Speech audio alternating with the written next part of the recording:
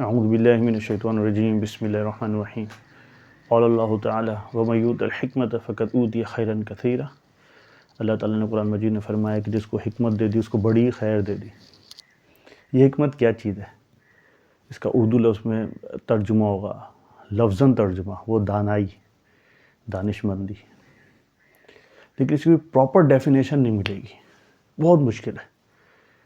Proper کوئی definition ہو جس سے لفظ سمجھایا جا سکے۔ عربی کا حکمت، اس کا عربی کے اندر ہی لفظی ترجمہ ملے گا تفقہ، کوئی ڈیفینیشن نہیں ہے۔ اس کو سمجھایا جا سکتا ہے مثال سے، واقعات سے۔ ایک واقعہ بیان کرتا ہوں۔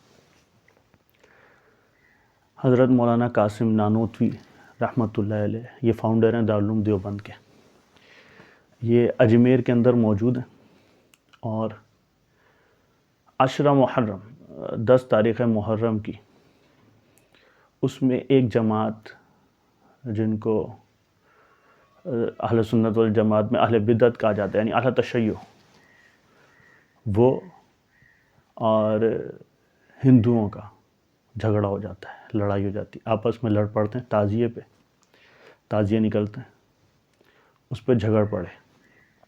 جب جھگڑ پڑے تو یہ مسئلہ ہے اہل سنت والجماعت یعنی سنی علماء کے پاس کہ کیا کیا جائے، سنی عوام کیا کرے، کہ ایک طرف اہل تشیع ہیں اور ایک طرف ہندو کافر ہیں، کیا کریں؟ تو ادھر کے علماء نے یہ ان کو مسئلہ بتایا کہ ایک طرف اہل بدعت ہیں، اہل تشیع کو اہل بدعت کہتے ہیں، وہ ہیں ایک طرف ہندو کافر ہیں، تو دونوں کے اعتبار سے آپ ایسا کریں، آپ خاموش رہیں اور آپ اس لڑائی میں حصہ نہ لیں۔ جب یہ مسئلہ حضرت مولانا قاسم نانوتوی صاحب رحمۃ اللہ علیہ کے سامنے آیا تو انہوں نے کہا کہ یہ جو کافر ہیں، ہندو کافر، یہ ان کو اہل بدعت سمجھ کے ان سے مقابلہ کر رہے ہیں، لڑ رہے ہیں، یا مسلمان سمجھ کے، اسلام سمجھ کے لڑ رہے ہیں؟ ان کی نظر میں یہ کیا ہیں؟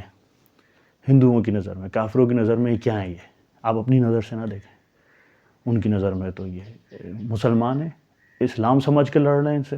جب وہ اسلام سمجھ کے لڑ رہے ہیں تو فتویٰ یہ دیا کہ آپ ان کا ساتھ دیں گے اور آپ اسلام کا ساتھ دیں، اور آپ جو اہل سنت والجماعت سنی ہیں وہ اس میں ان کا ساتھ دیں گے، اور انہوں نے ساتھ دیا اور فتح یابی بھی ہوئی۔ یہ حکمت، یہ ہے تفقہ فی الدین۔ واللہ تعالی عالم بالصواب۔